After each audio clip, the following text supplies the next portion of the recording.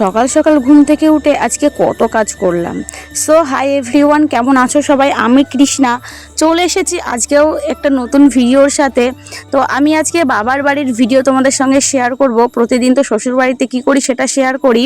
তো চলো আজকের ভিডিওটা আমি একদম মর্নিং থেকে শুরু করছি। তো সকালবেলায় ঘুম থেকে উঠে আজকে আমার মাইন্ড এত ভালো লাগছে যে আমি কিন্তু শ্বশুরবাড়িতে থাকতে কখনো এত সকালে ঘুম থেকে উঠি না, বা এত সুন্দর ওয়েদার কখনো ফিল করতে পারি না। তো যাই হোক, আজকে সকালবেলায় ঘুম থেকে উঠে কিন্তু আজকে অনেক কাজও করে ফেলেছি, যেহেতু মায়ের শরীরটা খুব একটা ভালো নেই। তো ঝাড়ু লাগিয়ে আমি ঘরটাও মুছে নিচ্ছি। এইদিকে কিন্তু উঠোনটা এতটা বড় যে মায়ের মাজার সমস্যা বলে না, উঠোনটাকে আমি ঝাড় দিয়ে নিচ্ছি। কি করব বলো, এখন মায়ের কষ্টটা দেখে না একদমই সহ্য করতে পারি না। যখন বিয়ে হয়নি মা সবসময় বলতো যে বিয়ে করো, তারপরে মায়ের কষ্টটা বুঝবে।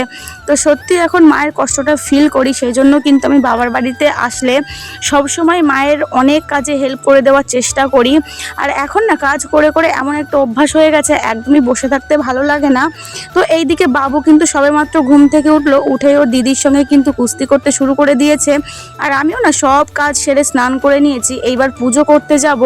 তো শ্বশুরবাড়িতে থাকতেও পুজো করতাম, আর এখানে এসেও পুজো করছি। ভাবছি যে পুজোটা করে দিলে মায়ের একটু হেল্প হয়ে যাবে, যেহেতু স্নান করে নিয়েছি, পুজোটা করে নেওয়াটাই ভালো।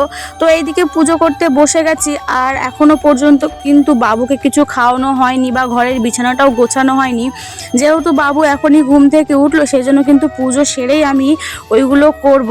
আর আমার বাবু এতটা দুষ্টু হয়েছে, ওকে আমি বলেছি প্রণাম করতে, আর ও দেখো কতটা বদমাইশি করছে, এক হাত দিয়ে প্রণাম করছে। তোমরাই বলো এইভাবে কে প্রণাম করে?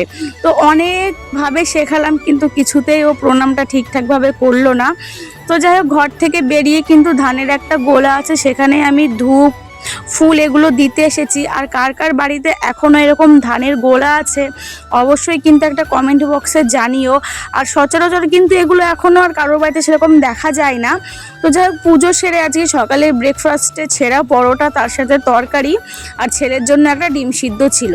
তো সেটা খাওয়ার পরে কিছু টাইম রেস্ট নেওয়ার পরে দেখি 12টা বেজে গেছে, আর এখন ছেলেকে স্নান করাতে হবে। তো চলো বন্ধুরা, ভালো থেকো, দেখা হবে পরে।